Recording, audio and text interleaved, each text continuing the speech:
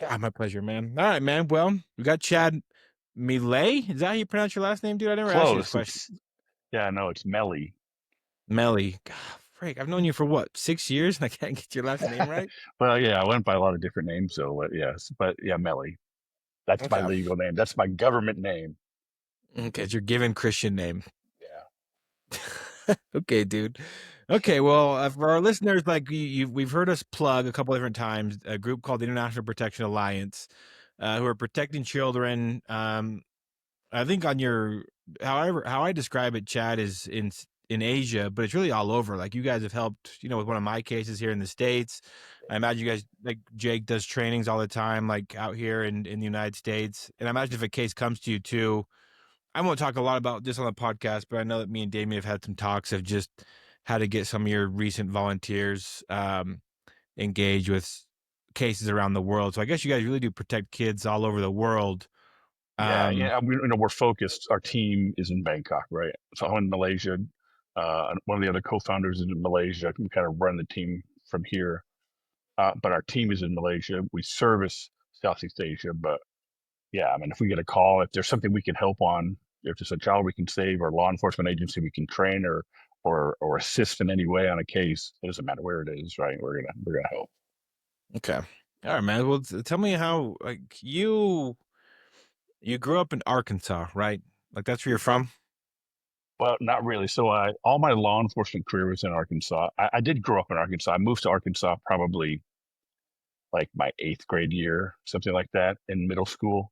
But originally I'm from Michigan, the Upper Peninsula of Michigan, like almost Canada, like a few hours from Canada. And so, how did you like what? Like, did you always want to be like a cop growing up, or did you want to? Did you have like Shit. this in mind of like I'm gonna save kids, or how did you kind of get into this career? Like, what was your journey like? Yeah, it's interesting. So not really. Like I didn't know. I was just a dumb teenage kid living in Arkansas. I graduated high school in '92. I had obviously I was living with my family. Like the day I graduated, my parents had already planned to move. My stepdad had lost his job and was relocating. Found out he was switching to a new job back in Michigan. So like all of my family was leaving. And I don't want to leave. I had moved around quite a bit when I was pretty young before finally ending up in Arkansas. I was just tired of moving around so much. So I was like, fine, I'm not moving. I'm going to join the Army. So I joined the National Guard. I did that for 6 years. Um, and while I was doing that, you go to drill on the weekends and in the summertime. I don't know. I was just bouncing around just different jobs, working in a small town and kind of north central Arkansas. This is again back in '92, '93. 94. Cops, the show was big back then. Bad Boys is on. And so, I was a big Cops fan. And I kind of, all of a sudden, I was like, hey, that's kind of cool. It's not going away in the military, but it's still kind of like a family. And it just seemed exciting to me. So I applied and ended up getting hired. Uh, and then loving it. I mean, I just love law enforcement. I did my law enforcement career was something over just over 20 21 years full time. I did everything from patrol to narcotics. I had a drug detection canine for a couple of years, but the last 10 years is where I really kind of found my niche, I guess. I started doing computer crimes, working computer crimes, internet crimes against children specifically, and I was I found computers interesting. Like how offenders use technology to hide and mask their identity. I found that very interesting. But then I was just like, as I was working those cases, they just came very natural to me. I was just, I had a lot of big cases, good cases early, so it just stuck with me. And I was like, well, I guess everybody's got to be good at something if this is my thing. So I just ran with it, and I know it's really paid off. What was one of your big cases? Like you talk about big cases. Like I guess I'm asking because like our podcast is like it's a podcast about story, about how stories impact us, and so I'm creating the narrative in my head about Chad Millet, Millet, Melly. Melly. Okay, Shit, Chad think of it this way: when your name Melly, you grow up as Smelly Melly. Melly. So just think Okay, Smelly Melly. And I Chad don't smell. I Melly. just showered, as a matter of Okay. I'm thinking of like your fact. Chad Chad Meli. Meli. Meli. I'm thinking like your origin story of like you're a cop.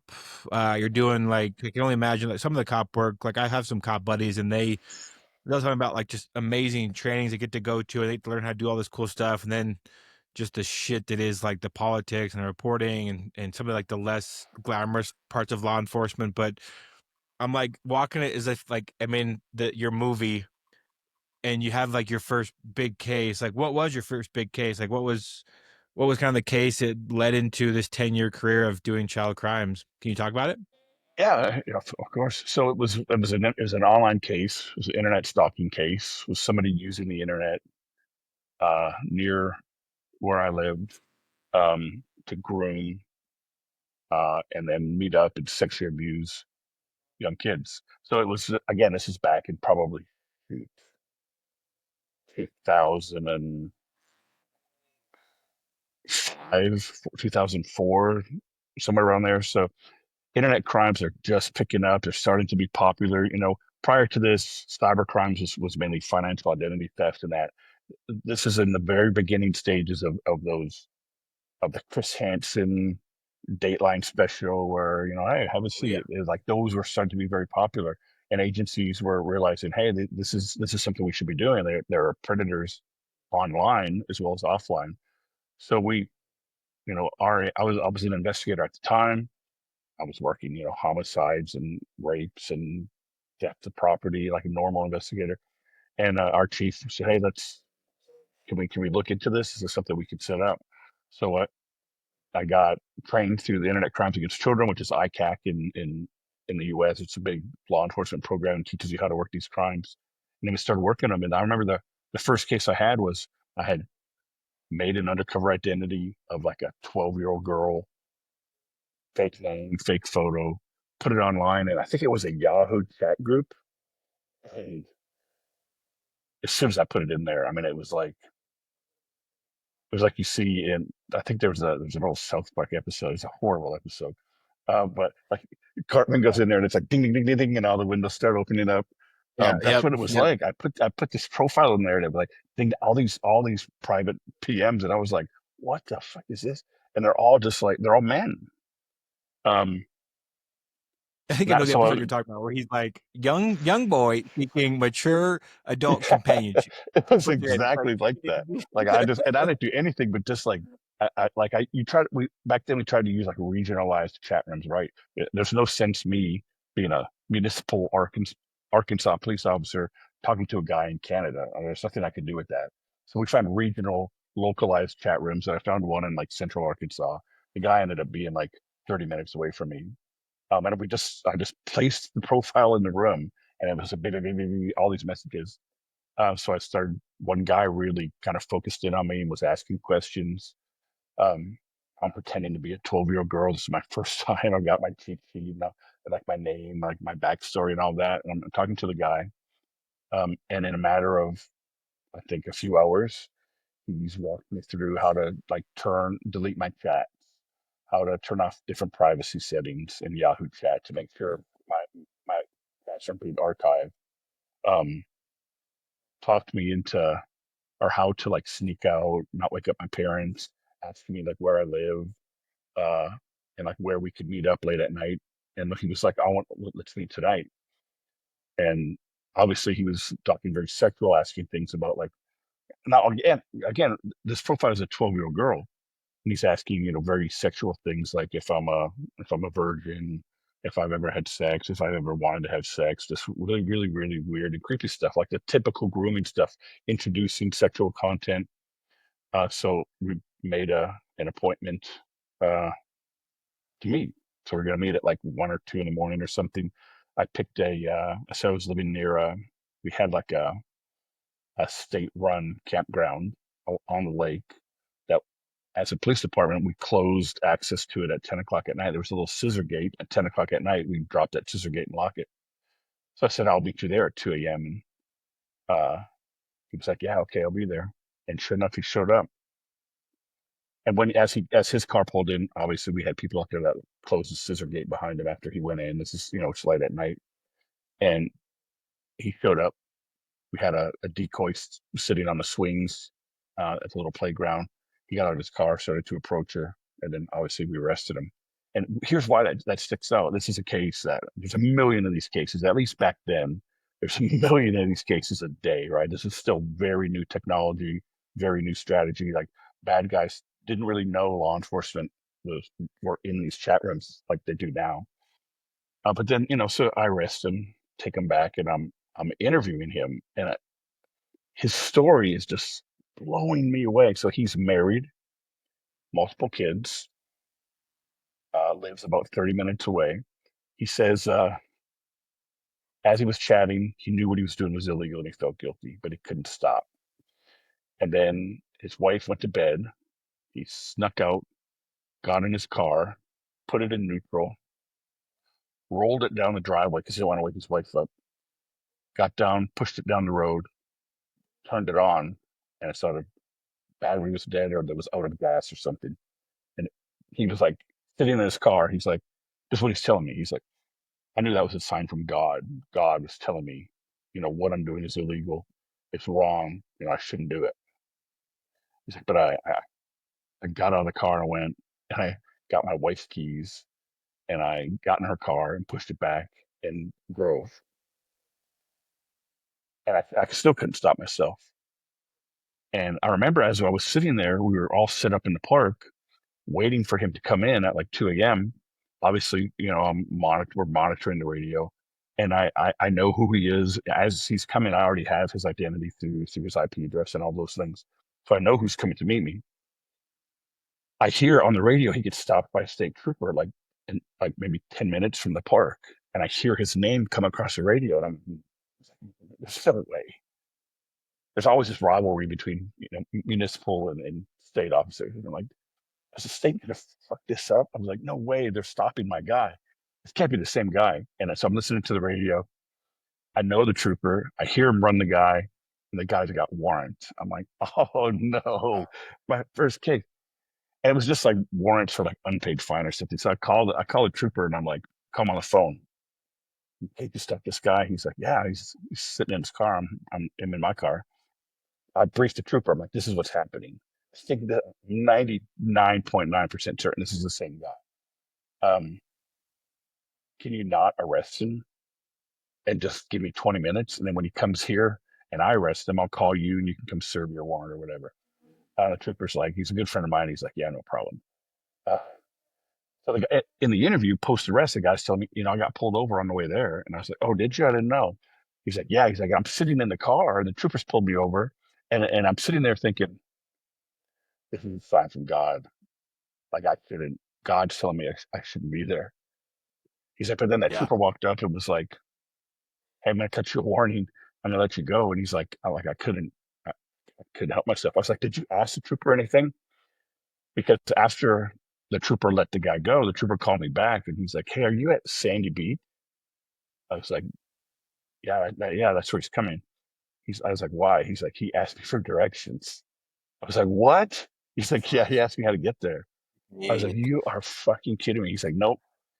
So in this interview, the guy's telling me, I mean, he knows he's a married guy, he's got kids, he's got a job, he's got a lot to lose, and it's a compulsion. I mean, these are predators, right? This guy had what 3 opportunities to not come, like in his own mind, his God, who he believes in, had taken time from whatever busy things God was doing to like tell him, hey, don't do this twice or 3 times, and he still did it, and it's been like that so that was probably the last 10 years of my career. I was doing those types of crimes. That was my first one. It was 10 years of that. And that's not even, I mean, it's just 10 years of repeated, seemingly intelligent, successful people that look like you or I, right? There's regular looking people that are just predators, absolutely predators. It's not like I was hooked. I was like, well, I mean, this is what I want to do. These are people that appear to be functioning normal people that are very manipulative and are also potentially very dangerous. And patient. That's what they're scary too, is that they will just like we had a guy once in Colombia who would he on Facebook, like this is later in life, so he's not on Yahoo Messenger, but I mean, he'll just sit on Facebook all day, just throwing out message after message after message with like the algorithms now that pass him. You're friends with 7 minors, and the algorithm Yeah, gives you 10 more to friend. yeah, He'll just yeah, send out man. messages and messages and messages, and he'll just wait for just one or two to answer his message, to look in spam, or to have a bad day. And like they're patient Yeah, and that's they're it, and that's scary. it And too. Like looking for vulnerable kids. yep. Parent died or parents divorced or got in trouble at school. That's what it is. I mean, they are expert manipulators, and you nailed it too. Like back then in '07, '06, like I had to download Yahoo Chat. I had to create a profile. I had to go into Yahoo Chat, and then I have access to. There's 20 people in that chat or something that are localized people. So my pool of finding offenders is very small at that time. But what you just said now is like how these algorithms work. Now they're not using Yahoo Chat, right? They're using Instagram, Facebook, Snapchat. Those algorithms, if you're an offender and you're interested in kids, it's pushing you kids, Oh yeah. millions of kids, thousands of kids uh, that you have access to. So yeah, the game has changed a lot since I first got into it. But some things don't change. Like they're that drive, that addiction, that just I mean these are predators. It's like that. It's that whole wolf chasing a rabbit thing. Like once that chase is on, it's only going to end one way unless something intervenes. So like way back when you're chatting with predators, kind of figuring out how the online game works with Yahoo Chat or MSN or MySpace. Like I don't know what the hell was even like Yeah, it was I grew up during MySpace. that time. So it's like, oh my gosh, when did you start finding like CSAM, like CSAM online that you're having to like, or was that part of your job back then, or did you have to I have to like see where some cases. yeah, where were I they had some, uploading but it this like wasn't like back it in the is day? now. Or It's not like you know now our team every day, every single day, there's somebody on Facebook or Instagram that is promoting some type of sexualized page, and they have CSAM. It's either all CSAM or it's a mix of adult porn, revenge porn, leaked porn, whatever you want to call it, uh, and then CSAM. Uh, it's every day. But back then, it wasn't. I had cases. Back then people were printing stuff out. I remember arresting a guy and he had like CDs of like photos and stuff and videos that he had burned to CD. Back then, it was people kept that stuff, right? It was those guys. It was difficult for them to find. If they found somebody that had it, would send to them through email or whatever, then they would download it or they would burn it to like CDs and hard copies. Now, that doesn't happen now. Everybody has digital copies. People delete stuff. But yeah, I had seen CSAM cases. CSAM has always been a big part of it. This is memorabilia to them, right? I mean, these are memories of their sexual abuse that they've done, and once they have it, they rarely give it up. I guess with that, I guess I have two questions. First one is like, did you ever work a CSAM case where like you were had to go through it, or you had to look at it and you had to identify the kid, and you end up meeting that kid or rescuing that kid in person, having seen them first on a video of that horrific crime, and then being able to see them kind of later being freed from that person? Like, did you ever have a case like that, or is it reverse, or like how does did you ever have a case, I guess, where you were able to rescue a kid that you were having to dig through their videos beforehand? Yes, I have a lot of those. All through the course of my career, I have great experiences. I have horrible experiences. I have experiences where uh, worked a case. It was an online case. I found the guy because the guy was online sharing CSAM. It wasn't CSAM of his kids. It was just CSAM. We had no idea he was sexually abusing his own kids. His kids he had a daughter who was 8, and then he had a disabled son who had pretty severe autism who was 15. But when you interacted with him, he seemed much younger. Um, so we got access to this bad guy through his CSAM, served a search warrant, uh, interacted with the kids obviously while we were there. Um, and then later, once we seized everything, went through everything, saw that he was obviously sexually abusing. So I actually met the kids first, then found see some of the kids and other things that indicated they were being sexually abused. and then went back, obviously with investigators and child welfare personnel, and when we removed the kids. And that was not a great experience. It was a great experience for me because it's a huge victory, right? Like those kids Totally. are not going to be sexually abused anymore. They did not see it that way. I mean, it was a very traumatic event for them. I mean, one of the kids spit at me in court. Like I was the guy intervening, right? I'm the guy, and so it took me a long time to understand the psychology uh, behind that. Like I didn't understand it, and then once I started to understand like victims and survivors and like how these things affect them and how offenders can manipulate, groom them, and just totally destroy them mentally. It just drove me more to like, okay, this is what these are the types of cases we need to do this more. Mm. But and then I Oh, also had cases here in I had a case in Bangkok where we assisted Thai law enforcement on a huge case. It was a child modeling case. Lots of lots of victims. There was one victim in particular that had been sexually abused, raped by the owner of the child modeling agency for years, 7 or 8 years, and me and my team identified him through the CSAM. I mean, we started finding CSAM of him when he was 7 or 8 years old and went up to when he was 14 or 15. We identified him through the CSAM, just through school uniform, top with the school and his name and some uh, other metadata on the case. We were able to identify him and then obviously rescue him, get him, aftercare services. So I didn't meet him, but I spent probably the better part of 3 months going through all of the CSAM. I mean, it is hundreds, thousands of photos and videos, him and other kids. Uh, so kind of categorizing them, classifying them, identifying them. I'd spent months going through this. And then I remember he had come in for his child forensic interview, which is, a way that investigators interview children that have been victims of, traumatic experiences. He came in for that. Uh, and then obviously disclose, which is the first part, and in his part of the investigation, disclosing the abuse and providing information to law enforcement. And then I saw him when he arrived, and then I saw him when he was leaving. He was getting in with our survivor team, our survivor care team, and I think they were taking him back home. They're taking him to get something to eat, and that's all I needed. I mean, I saw him as a normal kid, right? He had clothes on for one, and he was with people that I knew were there to protect him and take care of him. That's all I needed. Like I don't need to interact with them. They doesn't need to talk to me. I don't need if they want to spit at me. That's fine.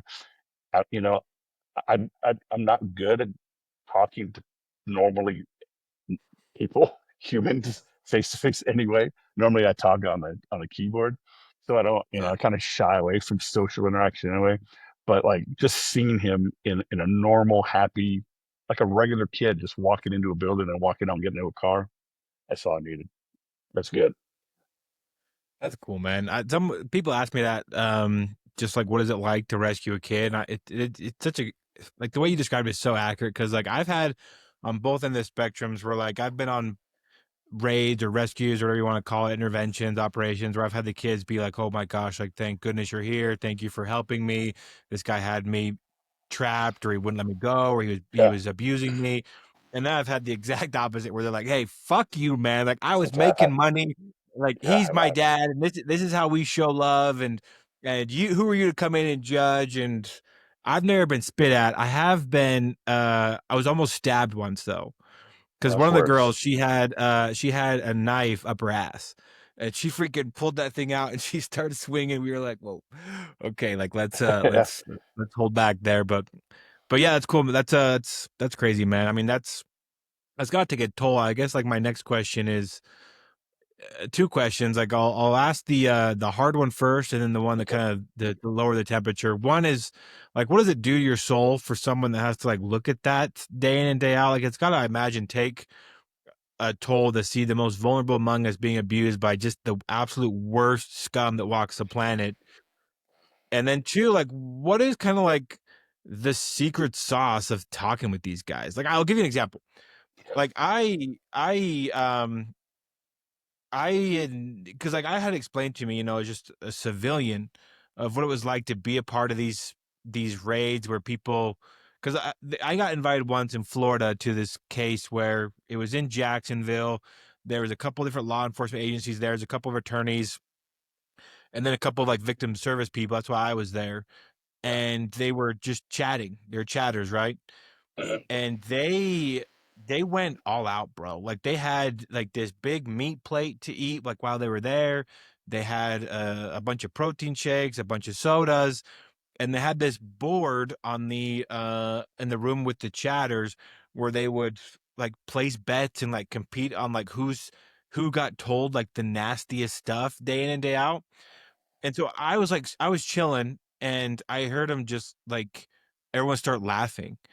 And so I go up there. I'm like, "What is so funny?" And this guy shows me this board, and he has just the most vile thing written on the board. It's like I just got it in first place because I'm chatting, and I'm a 14-year-old boy, and this guy just said this to me, and it was so disgusting that I just took first place. And for me, like as a civilian that has never been in that environment before, it was like it was horrific for one, but I could feel like, and you can correct me if I'm wrong because I have no idea, but like a coping mechanism there where they're injecting some dark humor to maybe like lower the temperature on like what they're engaging with at that moment. Because what they're doing is they're engaging with predators. We're looking to do awful things to kids, and Yeah. so they're kind of laughing about it to help them cope with the situation. So like that was my experience with it. I don't know if that's common or not, but I'm just curious to know your thoughts on both those Yeah, I think it's questions. pretty common. We didn't take bets. I wouldn't do that or post it on the board. Um, but this is definitely a bit of dark humor that comes along with it. There would be, I remember times getting ready to serve a search warrant, right? This guy is like a really bad guy. And maybe it's an online case. So this guy's sharing CSAM. We don't really know who he is, right? We have an IP address that we've resolved to an address. That address, is a private residence in a small suburb in north central Arkansas. So we do surveillance, we drive by, we get license numbers, the name on the account. So I mean, there's only certain information you can get before you actually go there and serve a search warrant, right? Like there's probably there could be 6 people that live in that house. It's hard to put an ass in front of the keyboard before the search warrant. You can at least locate, okay, this is the house I need to go to. This is where I need to serve my search warrant. These are the computers I need to seize, but you don't really know who the bad guy is. So I remember being times, we'd be getting set up, we'd be doing our briefings, and I'd have, blown up photos from the Arkansas driver's license of these are the 4 adult males that live in the house. And we'd always be like, it's number 2. Like, how do you know? I'd be like, no, it's number 2.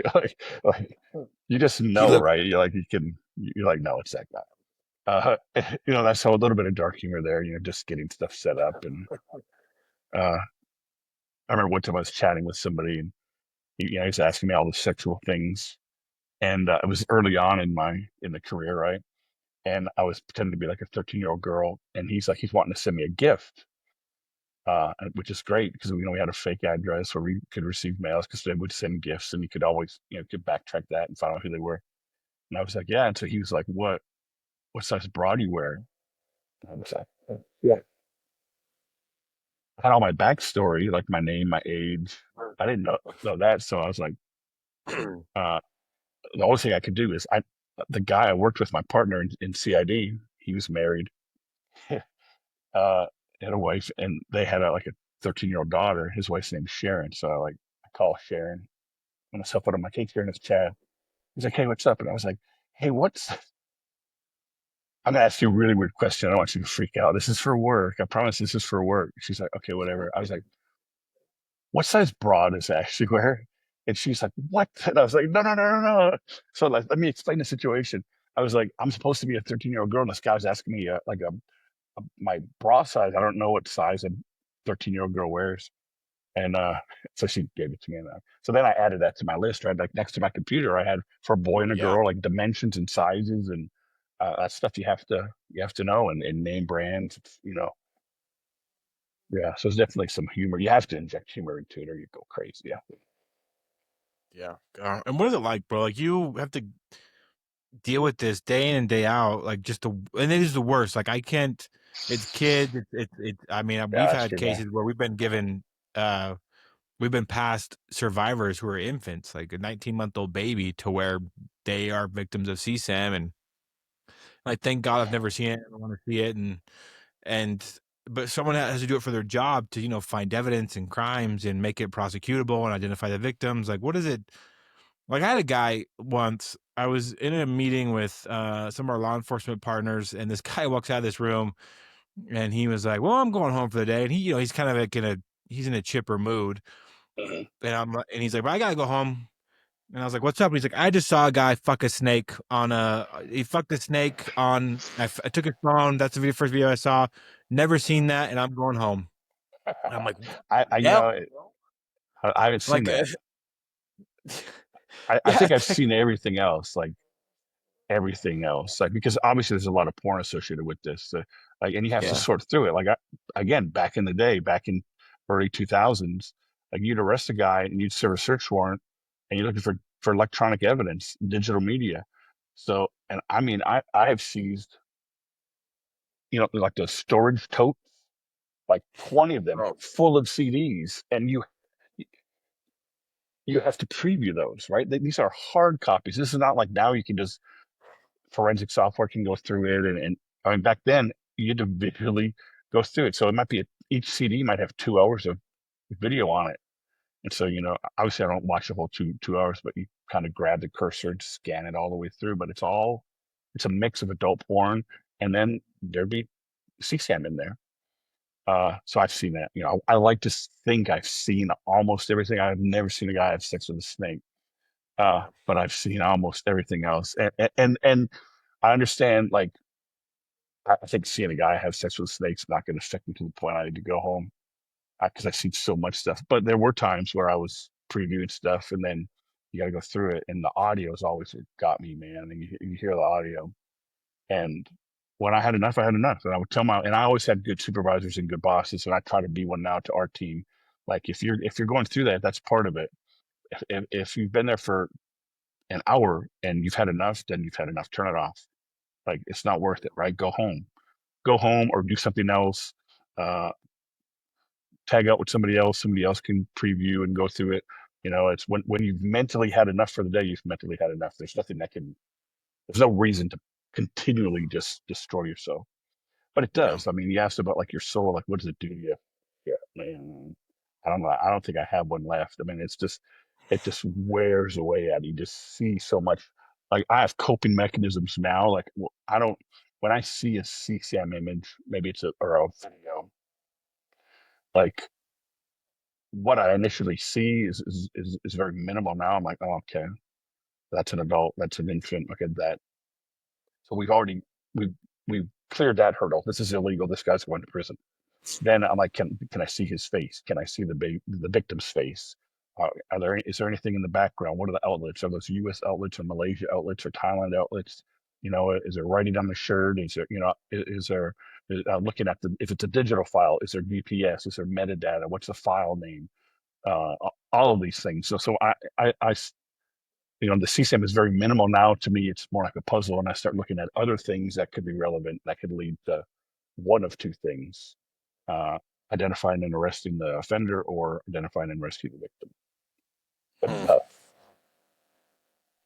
Yeah, Dad, the audio. I'm glad you brought that up. Like, I had a buddy that told me once we were in a case in New York. The guy had just been sentenced to prison time. We were at like some Italian bar or something, just hanging out Yeah. after, and it was all how the case would work is that it was an American guy, and he had a bunch of CSAM on his phone from South America, and he would take screenshots of their face, of the victim's face, and he would send it to me, and he's like, "Do you recognize this person, or does anyone in your program recognize this person?" We would say yes or no, and track down different victims for him just based on their faces.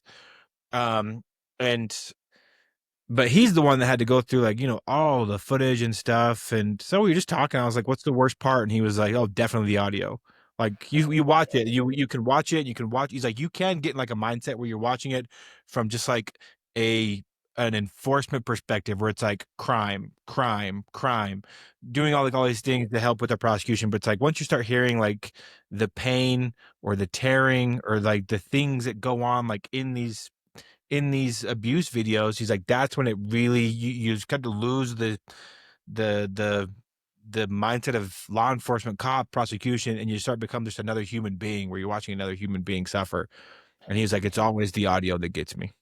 Same with me. And so I said to try to combat that, I would if a video had audio, I would I would visually scan the video with no audio, and then I would do a second pass and I would listen to audio without watching the video, right? Because in audio you're listening for background noise, for names, obviously things like that. And it's just worse when you're watching them together, uh, Yeah. syncing them up. And yeah, and the audio is worse. Like the hearing the pain associated with that is horrific and horrible, and keeps you up at night initially. But so does the other side of that when something horrible visually is occurring and there's none of that, and there's just they're just totally disconnected or even happy, and they're just so manipulated. I mean, that's just as shocking, I think, or it was to me, and still is. So you talk about all that, the horrific crimes, the horrific people, and instead of taking your pension when you're done and telling the rest of the world to fuck off and buying a house in Cody, Wyoming, you decide to double down and you keep doing it and you move overseas. Like how?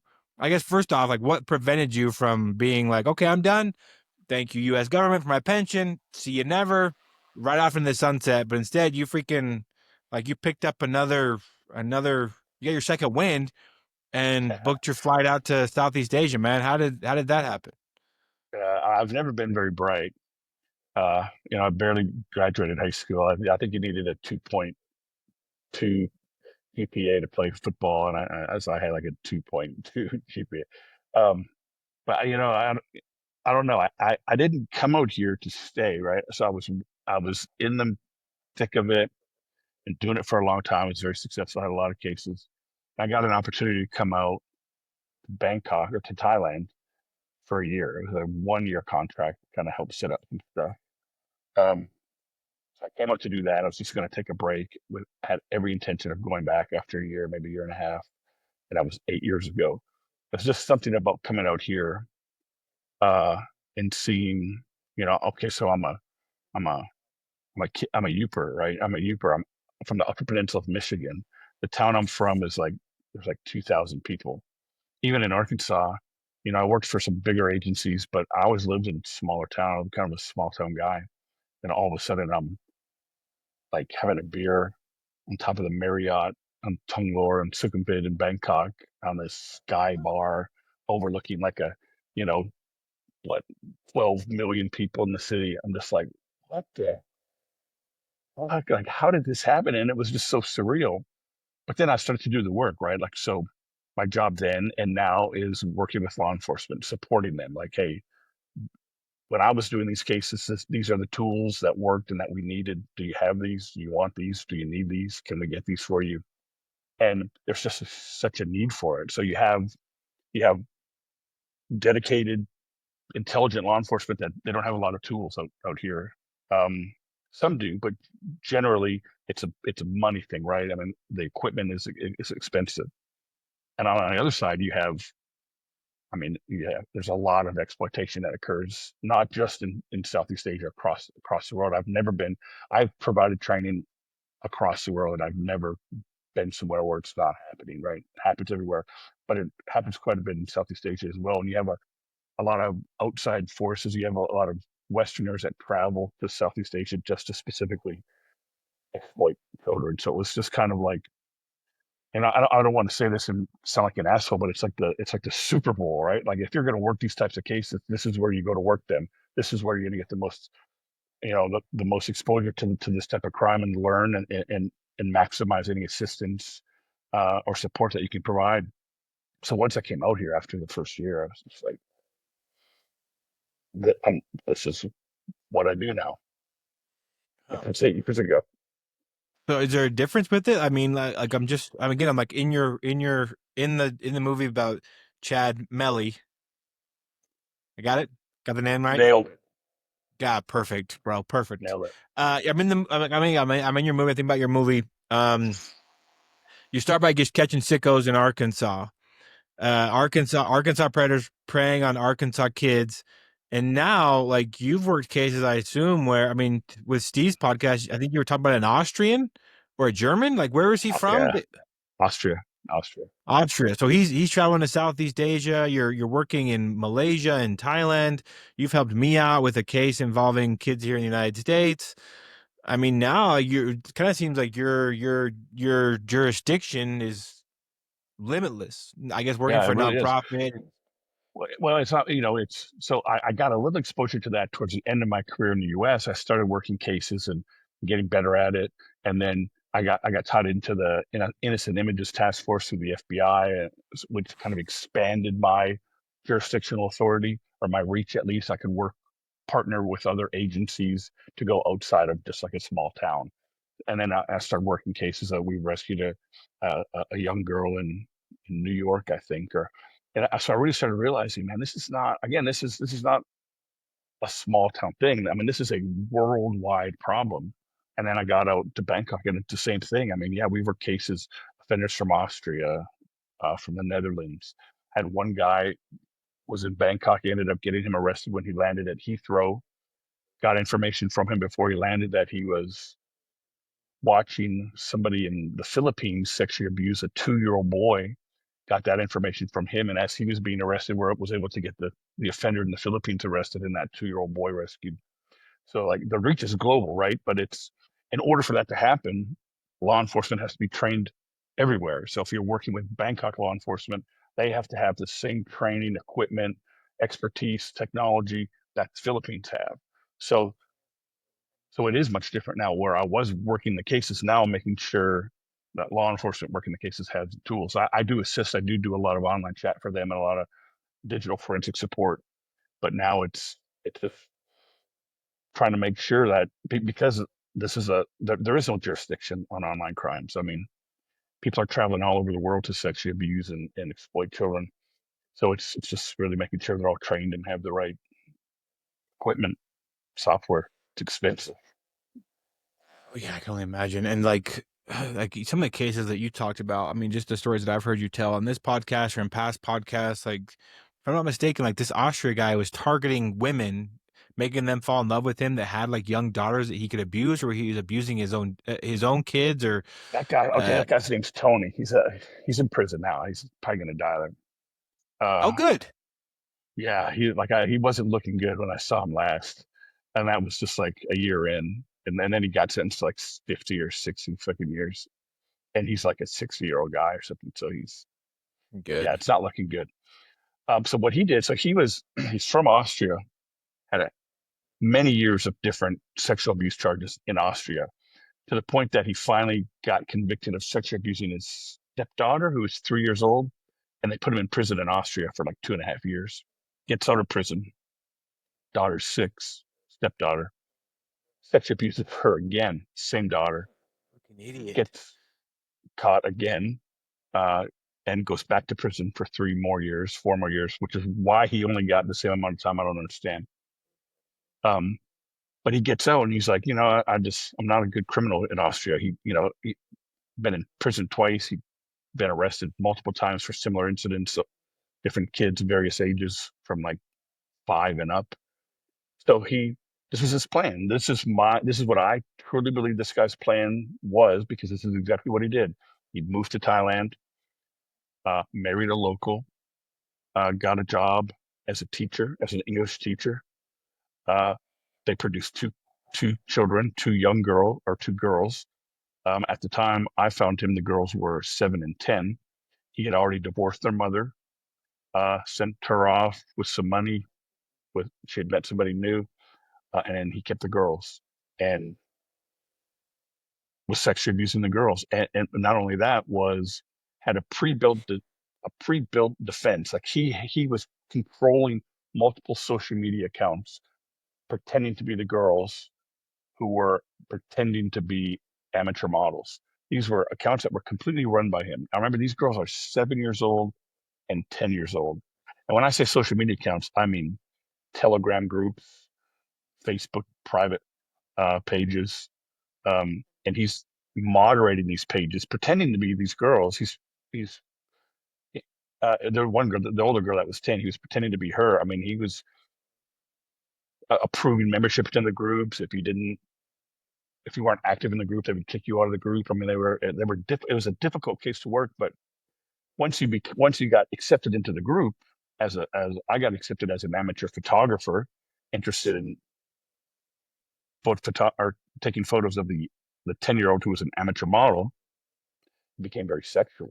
And it was very clear up front that I was not talking to a 10-year-old half Thai, half Austrian girl. I mean, this girl was perfect English. It was during COVID. She was talking about uh, um, COVID and like how far she lived from Bangkok and the restrictions. And I'm just like thinking, this is not a 10-year-old, even if she speaks English, doesn't know this shit, right?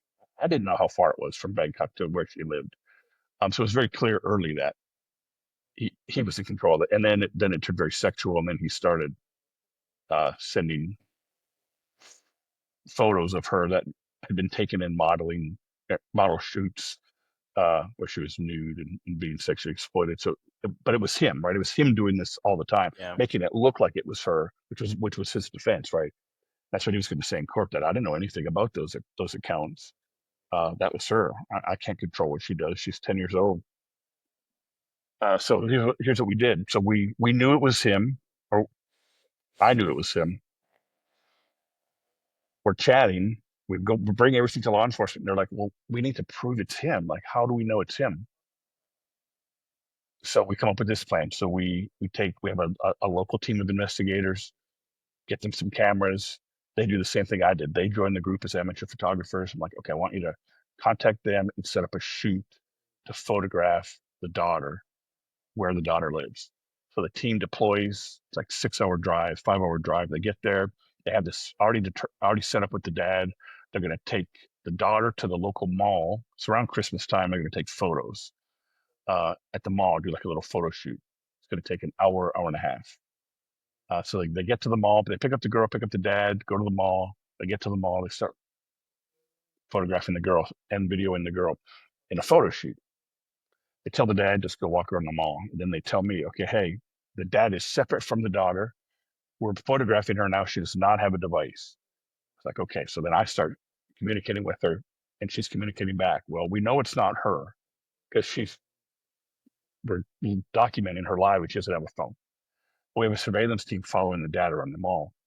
And then he sits down on a bench and he's communicating with me. And I ask him something about what, a photo or something that she had sent of herself where she was nude.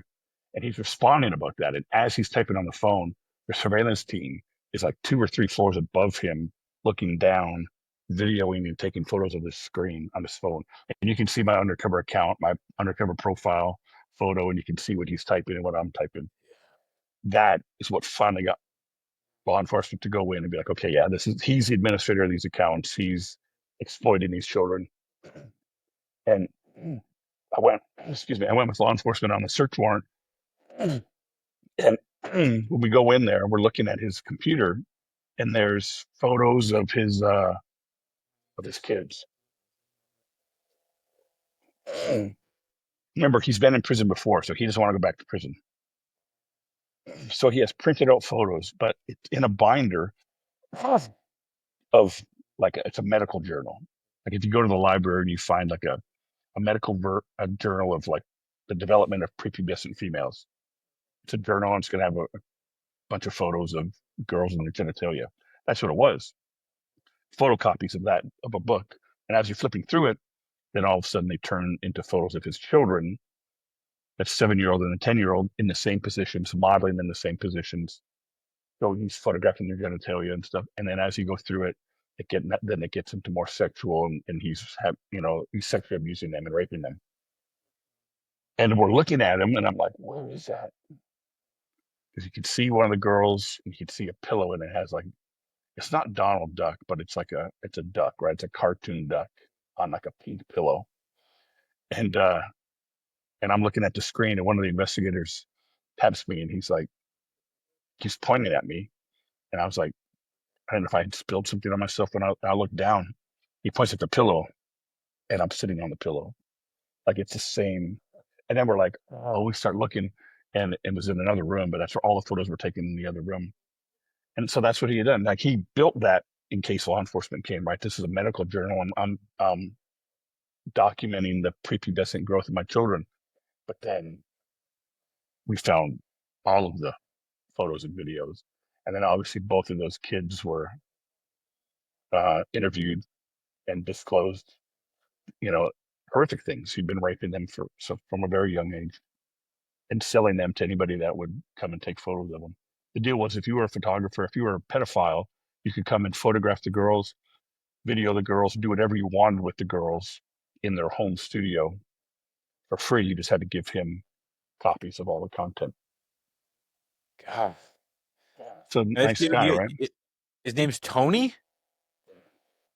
God, well, if you can find the last name, let me know. We'll throw him up on like the Locked Off Logic Yeah, no, I was podcast nice. page, and we'll Yeah, have so I just a saw. bunch of people like, hey, if you hate this guy, give him a middle finger. He'll die in Yeah, jail, so he'll see this. He'll see this in hell, but he'll this see it was in great. hell.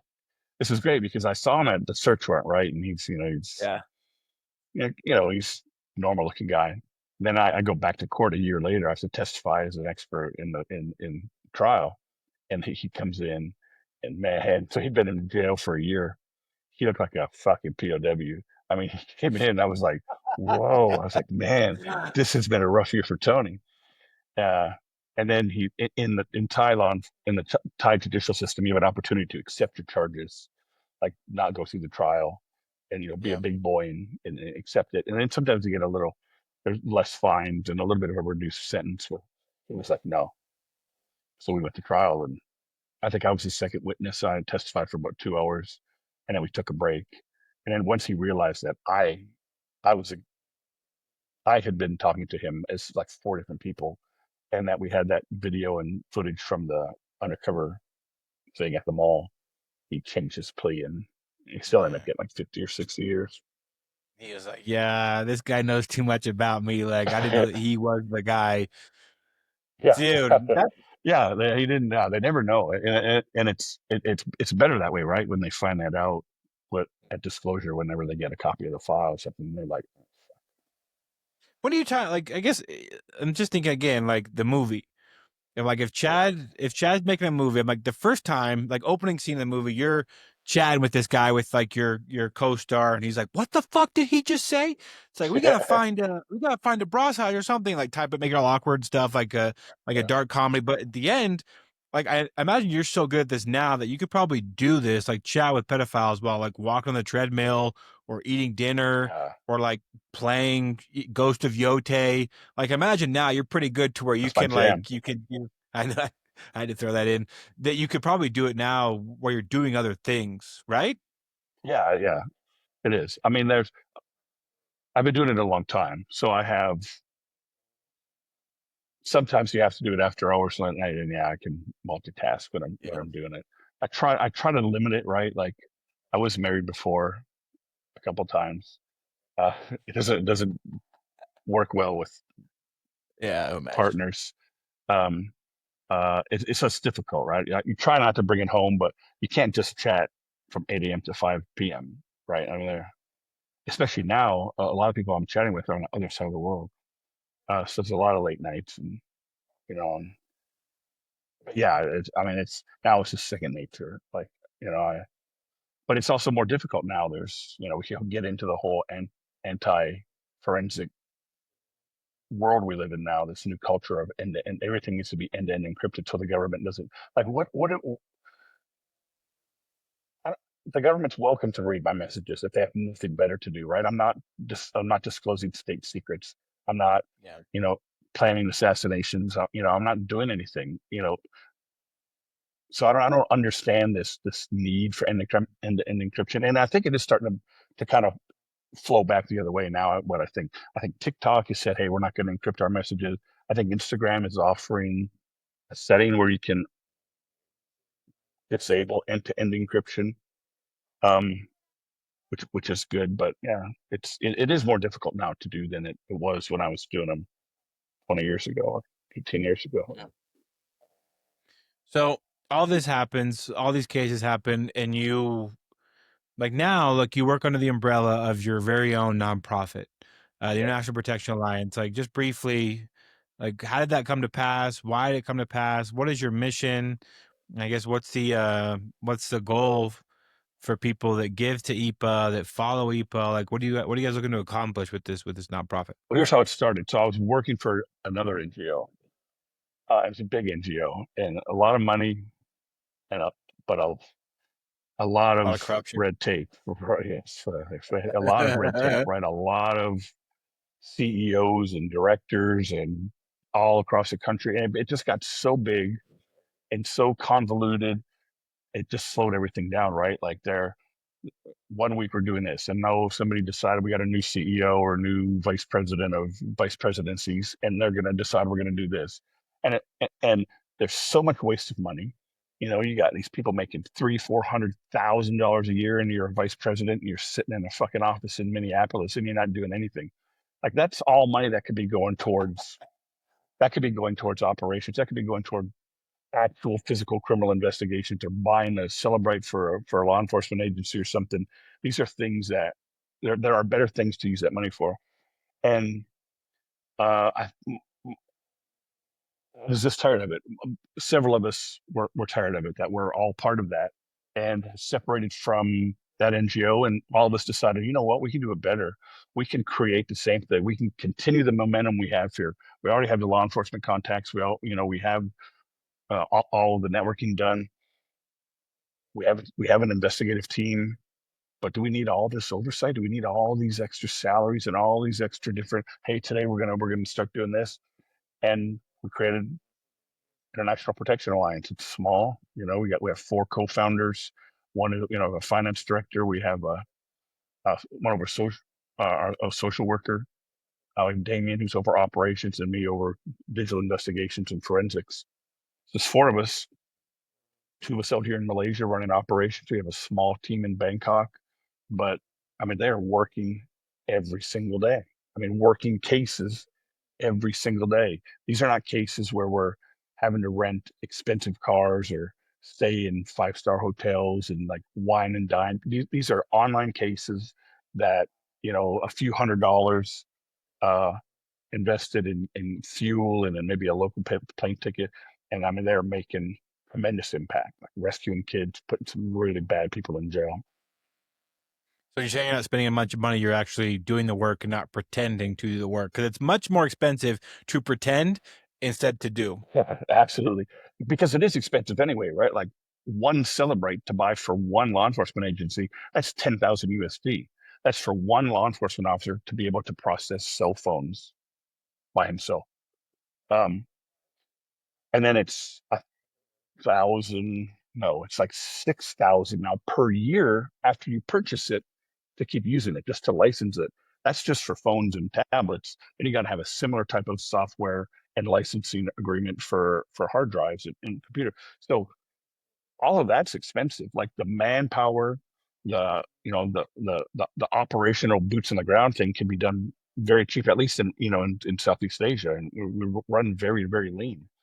Um, and then when we do get you know additional donations, that's what it goes to. I mean, that's the expensive part, is buying the equipment, buying the licenses for law enforcement, because we still have prior law enforcement. So our standard is, if we're going to buy a piece of equipment, maybe a forensic software for law enforcement, it's going to be a piece of software that is a industry standard. It is going to be the same software that law enforcement is using across the world. And then we're only going to buy it for them if they're going to assign somebody to it that's going to complete the training, get certified on it, where it's admissible in court. It's licensed software with certified, analysts running it.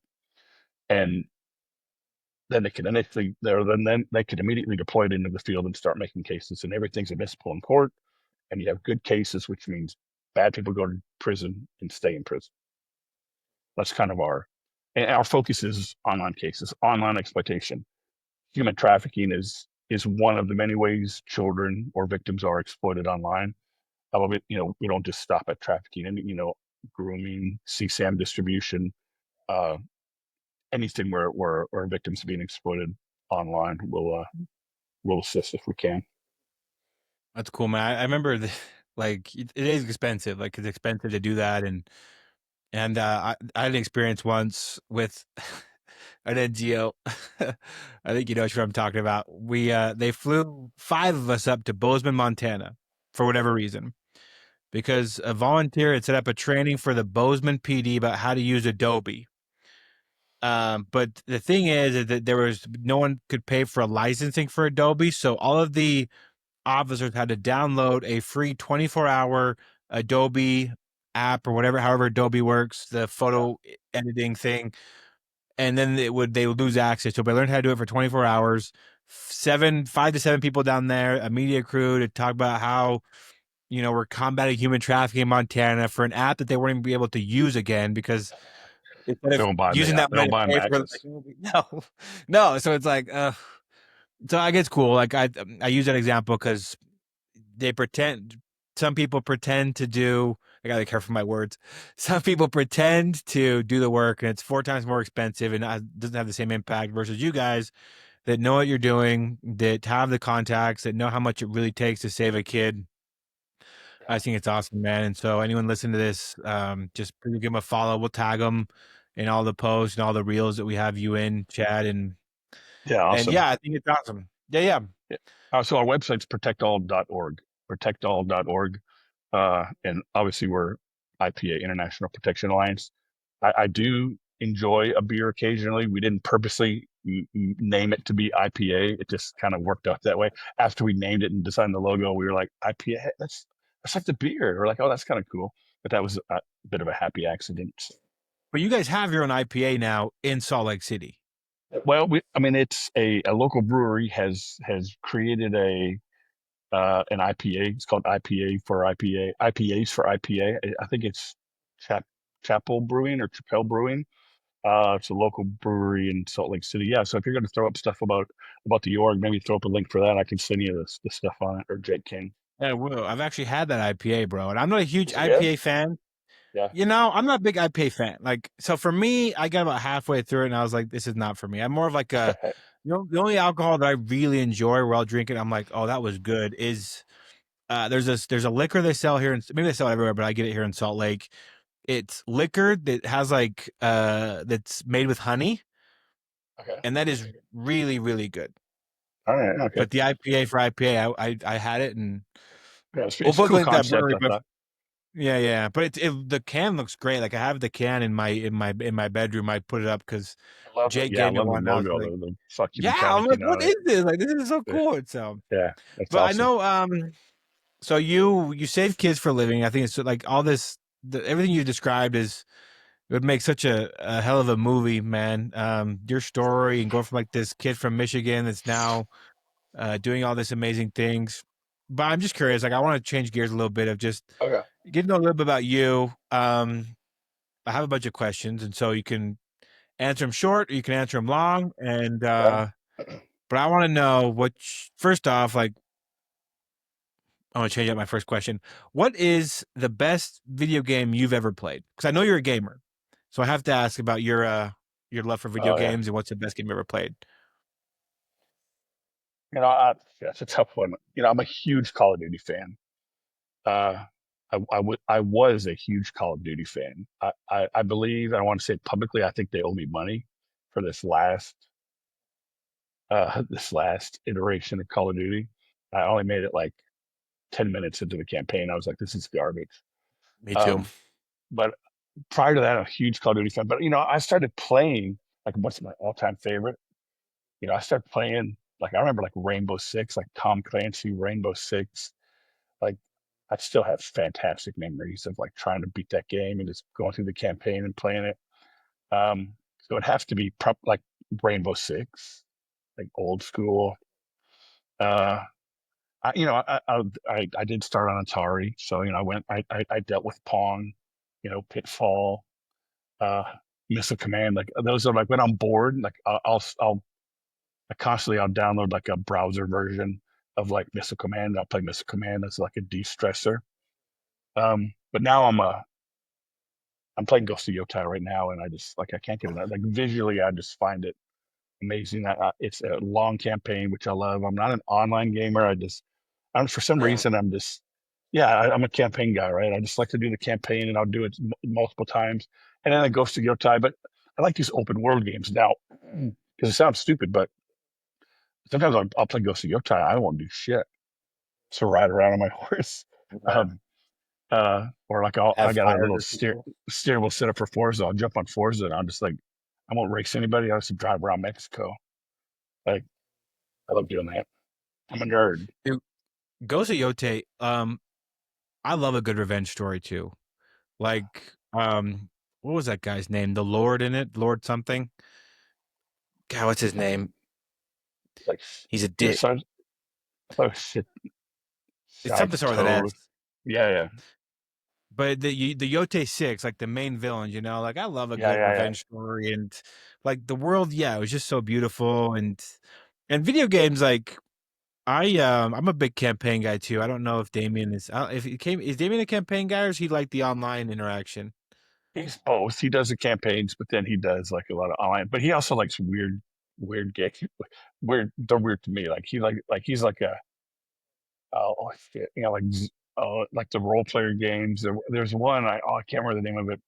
I tried to download it and I just couldn't. But it's more of a role player game, right? Like you walk around, you make decisions and do stuff. I'm like, It do you, do wasn't you ever? Elden Ring, I was was like, it? throw a grenade, like kill everybody. He's like, no, no, no, no, it's none of that. Huh. Oh, okay, okay, yeah, yeah. I think I had a game like that. God, what was it called? I remember the one I It's just downloaded it and I downloaded it and it was Chinese and I had to get a refund from the PlayStation store because I bought the English version, but for some reason everything was in Chinese. It was a problem with the game. but it has like the morality thing too, where like you get to make the decision, and based on what you decide, like you become like a Yeah, good guy or a bad guy. yeah, Because like I yeah. think Fallout 3 had something like that, and Fallout 3. I don't know if you're a big Fallout guy, but Mm. I have a hard time. I think I behave sometimes better in video games than I do in real life because the Fallout will give you the option of like, hey, barter with this guy or blow his head off, and I'll still barter unless he says something racist to me, and then I'll blow his head off. But um, no, I love those open world games too. Like Ghost of Yote was great. It's so beautiful too. I love I've Breath of been the to the guy Wild, that's Zelda. Yeah, yeah. so I never played the first one though. The Ghost of Did you play the first one? Tsushima, The first one? Tsushima, Yeah, Tsushima. yeah. Yeah, I mean, I think it's Yotai is just as good. It's very similar. If there's anything negative I could say, it's very similar. But I would if I had to pick one of the two, I would say play the first one. Okay. Are you? I think there's a movie coming out about that one. Are you pumped for the Call of Duty movie or not really? I just made a post. I just made a comment about it on Instagram. I didn't Nice. know anything about it till like yesterday. I saw it came up, and I said something like, "If it's anything like the last version, like I'm not interested in seeing that movie at all." But so yeah, I mean, I'll watch it. I'm a movie guy too. I like especially action and like kind of like Call of Duty type movies. So it seems like something I'd be interested in. I just don't know much about it, but yeah, I'd give it a shot. I'm a little nervous about it. Not because it's not. It's Call of Duty. I think if it was Call of Duty normal, I think I'd be excited. But the producer behind it, and I think Yeah. the writer is a guy named Taylor Sheridan. Do you know who that is? Mm-mm. So he's the creator. He's produced some really good shows. Like he's the creator of Yellowstone, which I enjoyed most of it. Yeah. Yeah. And I then like Yellowstone. one of my favorite movies called Wind River. Yeah. That was kind of like his kind of put him on the map, but he's produced some just awful shit in the last 12 years, the last 4 years. It's all like you can summarize a Taylor Sheridan story based on city folk bad, cowboy good, cowboy Okay. God fearing, city Yeah. boy the devil, and there's no nuance at all. If you're from the country, you're good. If you're from the city, you're bad. And the guy, he moved into my hometown and he bought up a bunch of land and he's just being an asshole about it. And he's the guy behind the Call of Duty movie. So I'm like, oh god, like I'm Yeah. concerned that it will be bad, and I'm concerned that if it's good, I'll put money in his pocket so he continue to drive up the price of real estate in my hometown. I'm gonna say something controversial.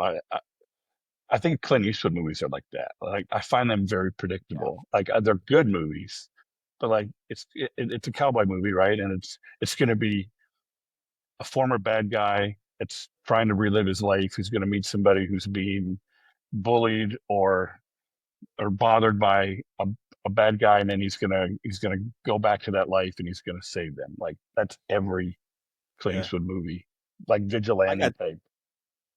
I'm a total stan for those stories though. Like they're I love predictable, them. They're but like good, but like as ah, soon as you start watching it, you know it's going to happen. yeah. Rewatch it because me and Jake are gonna do a podcast about the Punisher. And I'm watching Punisher season 2 now. Punisher's retired. He's getting to drink with a pretty girl. He's just chilling, and this girl has a couple guys following around the bar, and he just, he just can't help himself. He Yeah. puts back on the skull and he goes back in, and it's predictable. Like it's like, oh, of course, like your guy That's can't just good, right? move on. And yeah, I think what do you guys in law enforcement call them? Shit magnets. Yeah, Some people yeah, just some people are just shit magnets, dude. yeah. Okay, I just thought of it. My favorite movie. If I had to pick one movie to recommend to Okay. anybody, and it's a great movie, and for some reason a lot of people haven't seen it, it's Warrior, Oh, dude, Warrior, that's a good show, the dude. Tom Hardy MMA brother, right? The Yeah. brothers, yeah, Yeah, it's a probably. classic. And his traps in that movie are so massive. Like he Oh, is man, like Tom he's Hardy is. ripped.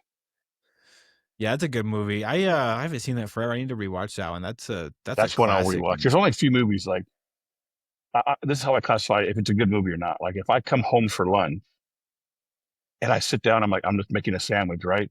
And I turn it on and the movie's on, I'm like, well, it looks like I'm going to be late. That's a good Yeah, it's movie, like right? And it laying doesn't matter how exactly. many times you've seen it. So that's like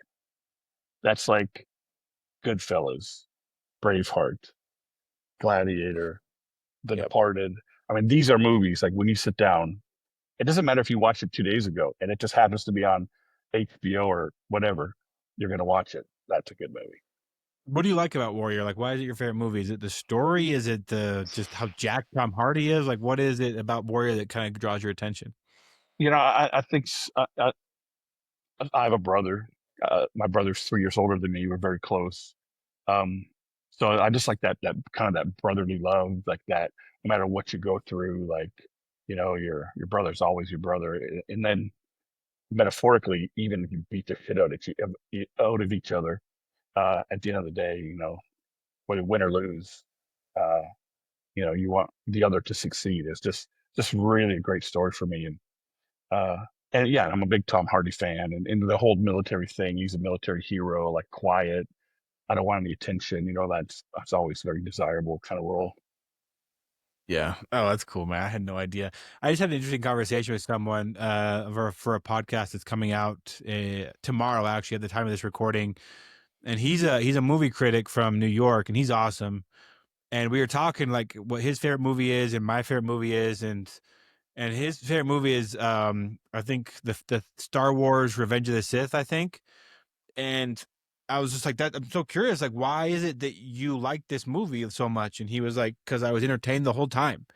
And he was like, sometimes like people that love movies, everybody loves movies that they'll grasp onto something where it's like, oh, this speaks to me, or this made me feel Yeah, something, or and he was like, I don't do that. Like I go to be entertained. I go to past 2.5 hours, and he's like, and I've never been as entertained as I was during Star Wars Revenge of the Sith. And I was like, like I disagree with him because I was like, oh, I've learned so much from like film and stories and stuff. yeah, But yeah, I was like, I get it. So if you can find kind of a mix of that where it's like yeah. and video games too, like video games, I used to play a lot of video games in high school, a lot. And then like as I went to college and I got into my career, I stopped. Like video games, unfortunately, is like one of the first things that kind of sacrifice when your time kind of gets occupied with other things. But Yeah. during COVID, I picked it back up again. And man, it came into my life at such an amazing time because I've been in the anti-trafficking world for a good amount of time now. I could feel like some of this trauma starting to set in. And when you're playing a video game, bro, and it sucks you in and it's hard and you're fighting to survive and the story's good, you just forget about who you are for 4 hours. And it is awesome. First time I No, I played love The it. Last of Us Part 2, God, I didn't even remember my name was Tyler Schwab from 10 a.m. in the morning till like midnight in that whole day. And I was like, what an amazing, I don't know. It's just awesome. Yeah, no, I'm the same way. That's why I play them to get lost in them and like not think about anything else. I'm just thinking about the game and uh, yeah, I love it. So you'll replay them too. Like once you finish one, you won't just like Yeah, put it like away. I'll You like replay go because back into it. I don't have I just have the PS5, the digital version. So and I'll install them, then I'll play them, then I'll delete them, and then a year or two later, I'll be bored or something. I'll be like, oh shit, and then I'll re-download it or reinstall it and play it again. Dude, I love that, dude. I just replayed. I played for the first time. I replayed recently Fallout 4, and a game like that, like it's open world, but it's like never ending. Like I put in I think 300 hours into that game, and Yeah, like I still have so much to do because it's like one of those ones that like it has the main story, but then you'll yeah, but talk you to just do somebody it's like, whatever. oh yeah, and it's like, oh, my dog is lost. Like, can you go help me find it? It got kidnapped by a bunch of raiders, and they're like, well, I guess I'm dog hunter now, and you just get lost, like helping with these people, getting to know like this place, and I just played, and, you know, it's a fun game. It has a lot of entertainment in it. But I just replayed, or I played God of War Ragnarok a few years ago, but I never played the God of War, the first one for the PS4. I Dude, have that game, Ragnarok. oh my, I got stuck. Like I couldn't finish it. Like I got stuck somewhere. Or, I was a fucking. Where is it? I mean, there's like some. It's like cliffs and there's water and there's some yeah, weird lizard type, dragon type thing. Like I just could oh yeah. not get past it. Could not get past it. There's sometimes you have to change the difficulty on some of those things, Yeah, and like I did say when I played the God of War. Like it's such the first God of War, or the reset God of War, where it's like a hard reboot, like a soft reboot, where yeah, now they're in like Asgard and stuff. yeah. Like that game is so beautiful. It's the whole Oh, it story is. is about how like a father and a son take Yeah, their mother's ashes to the top of this mountain and yeah. just get sidetracked by dragons And and visually, I think visually, it's very, oh yeah. it's underreported on. Like my favorite types of games though are I said Call of Duty, but then specifically, Call of Duty. Every prior to this last piece of garbage, you always had a couple where you're in a vehicle shooting, like Yeah. you're a gunner on a Humvee or something. You're always flying in a helicopter. You're a door gunner on at least one section, and then there's always the gunship, right, where you're like, doom, doom, doom. Yeah. You're you're 10 miles away, and you're just bringing in air support for like the team on the ground. Like, why doesn't anybody come up with a good game that's just that? Because I think those are everybody's favorites. At least they're my favorite. Like, I would buy that. Just there are online games like these AC gunship, but they're all garbage. I mean, a good high quality Call of Duty type game where you're just like a door gunner, or you're that air support guy. That I love those. Yeah, I remember because I'm young enough to remember where Call of Duty. I grew up with. I think Call of Duty came out maybe around the same time I was born, and it was a good game. Like if you weren't playing like the Super Mario's or the Zeldas, you get Call of Duty. But Call of Duty, man, when I was growing up, Call of Duty exploded to like mainstream. Like you have to get the Call of Duty, and you have to get it now with Modern Warfare 2 on the Xbox 360. I remember it. That that game, like I remember just growing up, I think as a senior in high school, like in 2008, 2009 or something, when Call of Duty Modern Warfare 2 came out, you had to get that or you weren't a real gamer. And that was my first time playing Call of Duty. And dude, I still like, I can just remember just like getting the gun, shooting the guy, and then getting close enough to push my button down, pull the knife, and finish the job. I'm just like, Yeah. oh man. See, I was an Xbox guy starting out, and then I got the Ring of Death, right? And so I had to go through all of that, Yeah. and that's when it started to go down for me. Same. Um, and then I switched to PlayStation. I've never looked back. Yeah, I'm a PlayStation stand too. There's a couple of games that are like PlayStation exclusives, like The Last Yeah, of Us, that you have to have yeah, the PlayStation. I'm a yeah. big Last of Us stand. I replay those every year. I I can't get haven't I enough haven't of them. finished it. I Oh, dude, you got I to. got sidetracked and I jumped over to go see Yotai. I need to go back to Oh, it okay, because yeah, that's fair. yeah, I need to go back. And I Yeah, like I doing love that. it. I like. There's not. Maybe I'm a bit of a sadist when it comes to games. Like I'll get to like a really good part of the game, and I'll purposely stop so that I can look forward to playing the game. Like I don't. Dude, I just I do. Like I'll be like I'm at a like like everything's climaxing. It's great. Like it just feels good. You're progressing nicely, and you're like, I can't wait for the next one. And I'll be like, I'm gonna stop. And then I'll like I won't go back to it for like weeks because I'll just sit there thinking about how exciting, how awesome it's going to be to go back to it, and then I eventually I'll go back to it. Or sometimes I Dude, get sidetracked and I go on to something else. you are a sadist, man, because like I will just truck through those things. Like the first time I played Legend of Zelda Tears of the Kingdom, I testified in court, flew in Austin, flew back to Salt Lake City where it was downloading the whole time I was in court, just freaking trucked through that thing for 2 days, didn't sleep, playing all these, just trucking through, getting all the collectibles. First time I played The Last of Part 2, I don't know if you probably haven't played that one yet. I won't spoil or Yeah. anything, but there's a thing that happens and it becomes like a revenge game. And I Okay. played that game probably for 12 hours straight because I was like, I gotta get this bitch. And I'm like, looking at my clock. It's like, oh, it's only 3 a.m. I have to go to work the next day. It's like, I gotta find her. Just Yeah. trucking. But once I have it, like God of War, Yeah. You won't step yeah, away. I have to finish it. God of War, it took me a week to finish that one a couple weeks ago because I just can't like because I don't know if like maybe my fingers like aren't as like advanced as yours, but I forget the controls. And No, so I I'll do too. go If I play go, if one I step game. away too long and I come back, I start playing something else. I come back, I'm like, oh fuck, now it's gonna take me 2 hours to Yeah. remember everything. Dude, like I played God of War, went back to The Last of Us to play some online with The Last of Us, and like Kratos, God of War, like he throws his axe, but Yeah. Joel Miller in The Last of Us, he has no axe to throw. He has a Yeah. beer bottle that he throws to distract the Yeah. zombies. So Yeah. I'm looking to throw an axe, but I have no axe, and yeah, dude, yeah. But so what are you gaming right now? You're gaming Yote right now? Yete and I Forza. Cool. I think I told somebody this the other day, like talking about video games specifically, because our conversation has been focused on video games. Is I think playing a game, like a good game, is much more beneficial to somebody than just scrolling their phone, doom scrolling for hours on end. And there was this 100%. person that told me they were like, when I'm getting to know somebody, like I feel like like I kind of want to make it like a common thing in conversation to ask them, what are you reading? Are you reading anything good right now? You enjoyed any movies? Like, what are you streaming? I didn't even ask you if are you a TV guy too? Yeah. Yeah, probably. I've Netflix, HBO Max, Prime, and Apple TV. Like I said, I'm See maxed anything out good there. lately?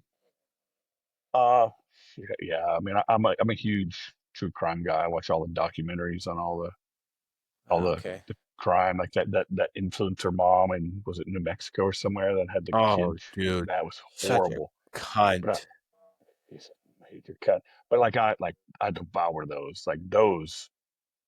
I mean, if it's like a three-part episode, like I'm in for all three. And then like on Apple TV, like Ted Lasso, Shrinking, I've really heard Frankie's good. good. It's good, right? Yeah, I've never seen it. I've just heard it's good. It's It's good. on my Like I list. think, like I couldn't believe I liked it. I mean, it's got Harrison, it's got Han Solo in it, right? So it can't be bad.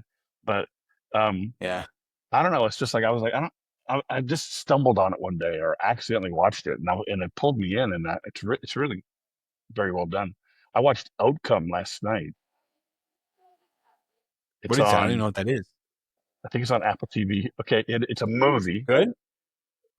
It's interesting. So it's Keanu Reeves Oh, I have heard about starring. this one. He's starring as Reef Hawk, a beloved actor that's like everybody thinks he's perfect. Like he's he's like he's like Keanu Reeves really is. Like he's Jesus. Like he can do no wrong. But in reality, he's a piece of shit to everybody. Like his ex agent, he was a piece of shit. Like everybody he ever worked with. Like his inner circle, he learns his inner circle is like everybody fucking hates you that doesn't know you, or that Huh. knows you hates you. And then there's somebody's gonna like release a video of him. They're extorting him, so he has to like figure out who it is and apologize to all the people that he treated bad his career. And it's like everybody he ever dealt with. So it's just an interesting role for Keanu Reeves to be in. Dude, so True Crime, what is that? Have you seen the new one on Netflix called um Trust Me the False Prophet? Nope. Oh, dude, check it out. It's blowing up here in the United States, and it's blowing up Okay. specifically like where I live in Utah because it's about a guy from the polygamous cult down in southern Utah, Yeah. and he was trying Oh to no. like Okay, take. I did see this one. This is the. Is it? This is They got the girls in the trailer. Yes, yeah, Yeah, yeah. I just watched it. yeah. I Okay, watched the first one where they got the old dude locked up. yeah.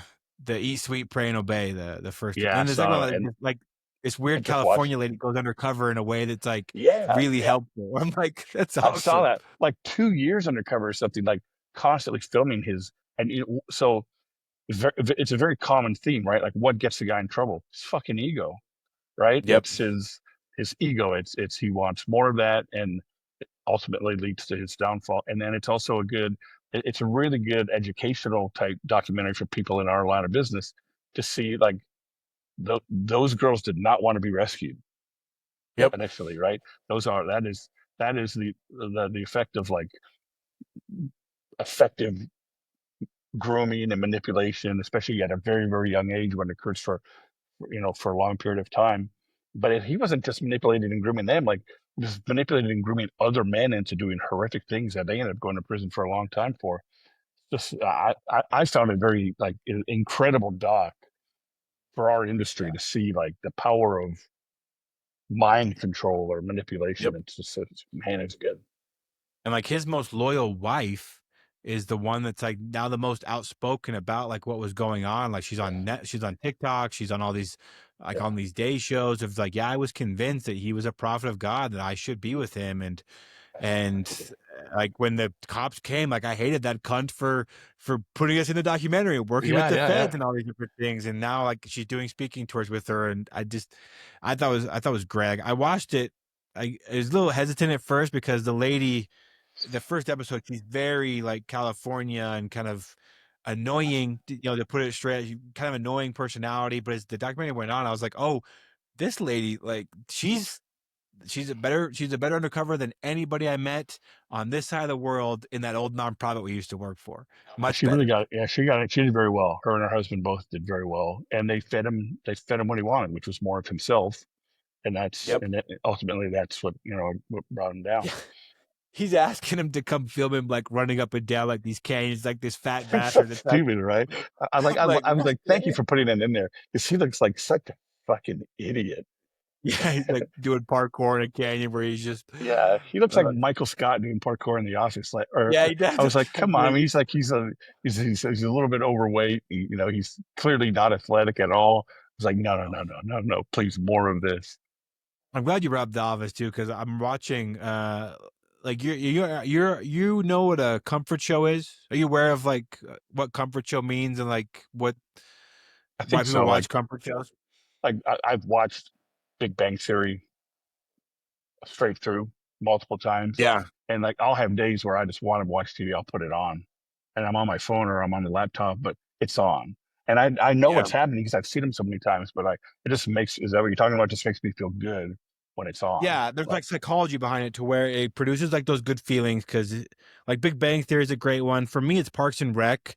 I know yeah, there's two things with Parks and Rec that I really enjoy. Is one, it's very low stakes yeah, where everyone's generally really nice to each other. Whereas like Leslie's in one episode trying to get the pool open past 5:30, yeah, very yeah, low stakes yeah. consequences, but the whole episode about it, it's like, oh, this is nice. But also like there's psychology behind it to where you watch a comfort show, and your comfort show can be that produces like those good feelings, or it can be a show that you really enjoy but you've already seen before. So like I have Yeah, a show like that where it's Narcos. Narcos I really enjoy because it helps me feel like I'm in Colombia even when I'm not there. yeah. I It's love it. I know I what's love happening. Narcos. Yeah, me too. And like it produces the same endorphins to where you get that good feeling, but it lowers your anxiety because like a show like Narcos, for example, it's an intense show. You already know what's going to happen. You know who's going to get killed. You know how it's going to Yeah, end, and so it produces the happiness, but you know what's happening, so there's no anxiety that comes with it. And they call it a comfort show, a comfort rewatch or something. I think we're all ready And for a Narcos 4, right? yeah, I think we are too. I think we need to talk to Steve. Like Yeah, what we is need like I'm tired of what all Netflix is doing is like they get me all the time. they'll use a new cover image for Narcos, and Mm-hmm. like it was like Narcos 1, 2, and 3, and then it'll be like, oh, and it'll say new episode, and it'd be like Narcos Mexico, and I'll be like, what? And I'll be like, oh, it's the same fucking thing. Like, quit changing the image, making me think you've done a new season. You have three seasons of Narcos. We've all seen it, Netflix. Let's either move on or Yeah. do a new season or get it off of the platform. Give us Narcos Thailand, bro. Do a Narcos story about some kind of DEA Man, I'll agent in go Thailand. like There's got to be a northern good story Thailand, there. the Golden Triangle, like all the heroin and all that stuff coming in up there between Laos uh and Burma in Thailand. I've been there. I've stood at the sign, the Golden Triangle sign on the northernmost tip of Thailand. That would be an amazing place to do a documentary. Have you seen the documentary? This one, I think, going back to the industry that we're in, it's called Bad Influence. Have you seen this? Bad influence on the influencers.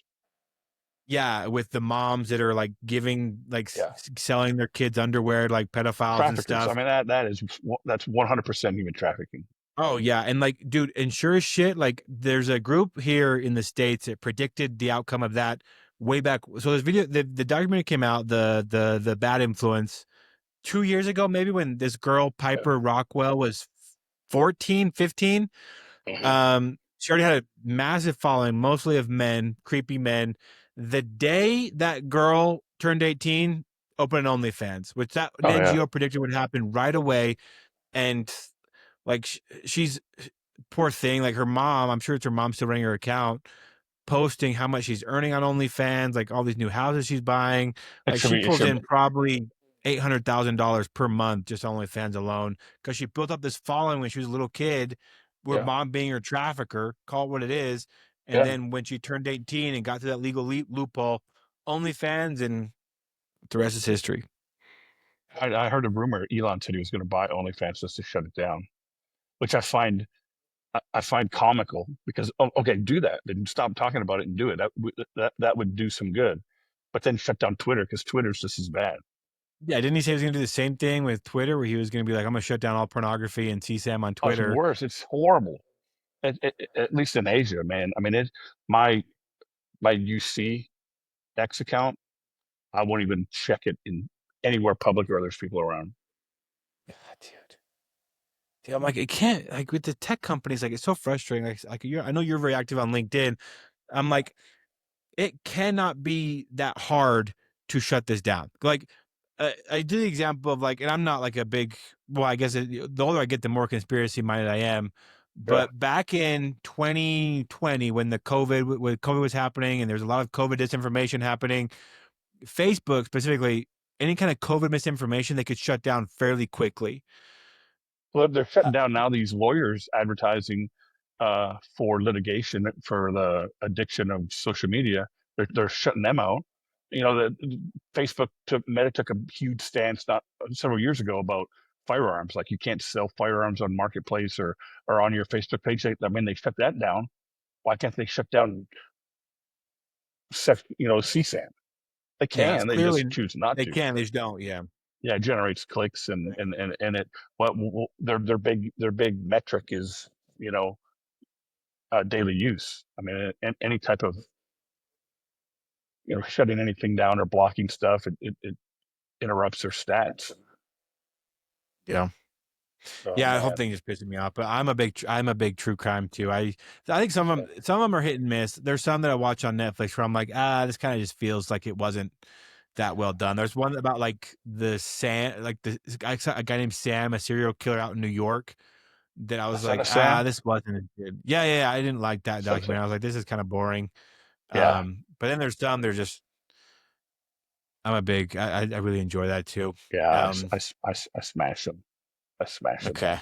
And then so But like on HBO, you can go down. HBO has like ID channel and the other channels, and those are all true crime channels. do And you it's kind like of like true crime, like TV shows, like not documentaries, but like True Detective, for example, or Law and loved it. Order, I love or True Detective. True Detective first and second season, loved it. Like The Wire, absolutely loved okay, it. Devoured okay, it. I was a okay, big the Shield fan, which was not true yeah, crime, yeah, but yeah. I remember the Shield. It was like good cops being bad cops for good. I Yeah. was I loved all that stuff. I still Okay. do. Yeah, I like them too. I love True Detective. I didn't like the latest season. Yeah, But I one like and two. 1, 2, and 3. Yeah. I haven't seen Um, three. Who's in three? it's that's actually that one. The first Maybe one I was should the watch best. it. The first one is the best. One of the best seasons of TV I think I've ever seen. I agree, 100. Um, percent Season 3 was what's this actor's name? God, freaking my cinephile followers are gonna crucify me for this. Mahershala Ali. He's the main person in it. Oh, okay. Maybe I started watching it and I didn't like it. Yeah, I got it. Did you ever see the mayor of Easttown? Mayor of East Town. It's It's not mayor, Mare, mayor oh of Easttown.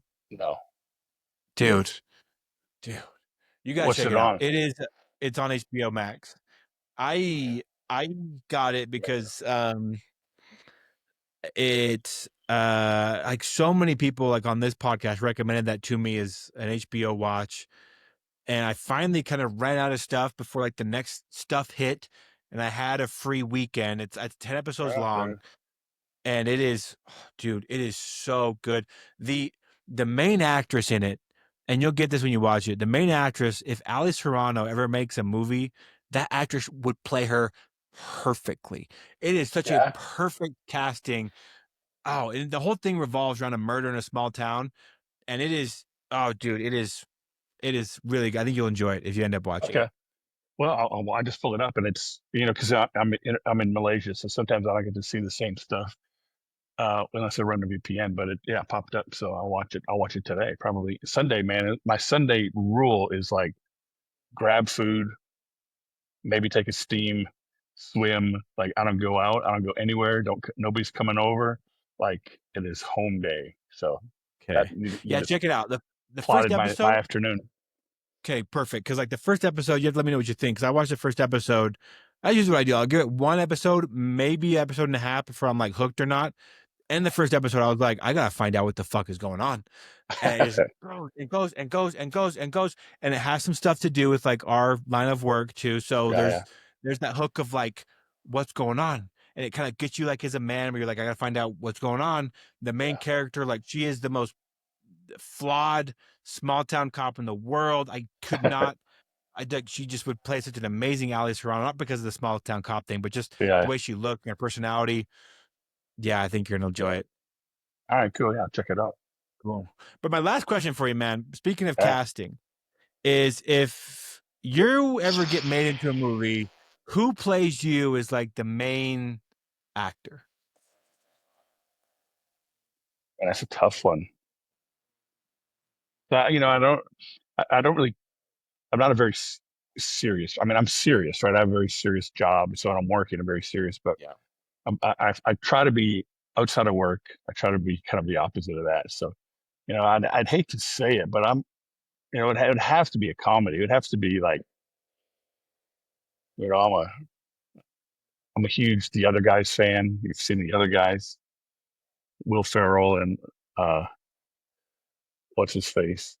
Um, Let's find out. Let's I mean, but it would need to be more of a drama, right? Like it's a movie about my life. I don't know if Will Ferrell could pull off a drama, but somebody like him, I think that's funny, down to earth. That'd be my guy. Okay. I think Will Ferrell could pull off a comedy, dude. Yeah. It's it's funny. I was actually asking Chat GPT this question because I was like, well, who would play him? I was kind of describing to Chat GPT who you were and what you do, and the film. I was like, I think it'd have to be like This is interesting. it I'm has. anxious to hear. Like I'm a big chat. I'm a Gemini guy, but I'm a big AI guy for Oh, I stuff love like Gemini this. too. I love Claude too. Claude has actually been helping me out with something recently, but Yeah. I think because I was like, well, it's got to be. I was like, his movie, it's serious. It has serious parts, but it's also got to be a dark comedy. That's the Yeah. thing I could compare it most to is just dark comedy. It came up with two suggestions. One guy I'd never heard of, so I had to look him up. and kind of find out what he's in. His name is James Purefoy. Okay, look him up. He's an English actor. He was in the series Rome, A Dance to the Music of I love Time. Rome.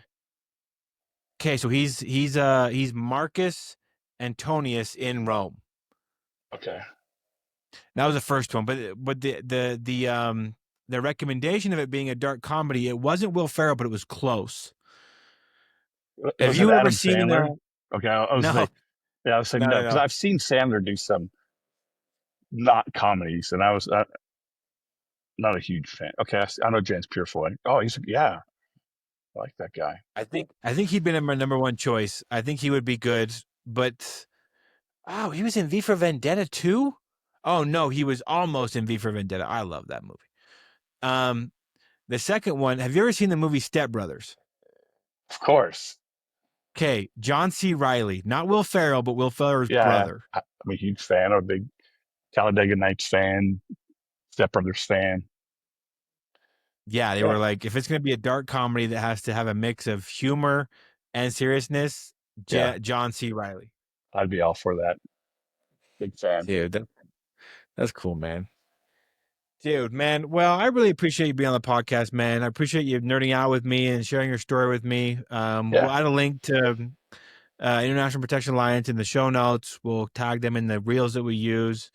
Okay. And man, I just can't wait for you to be in Salt Lake so I can buy you an IPA, man. I mean, I'm ready. It's been too long since I've been back in the States. It's been over a year and a half. And I mentioned I'm from the Upper Peninsula of Michigan. That's where my family is, my parents. But they got like 6 feet of snow still, believe it or not, in April. So as soon as it thaws out, I'm planning a trip back to the States. I'll be there for several weeks since it's been so long, but it'd be great to catch Cool, up man. with you when I get back.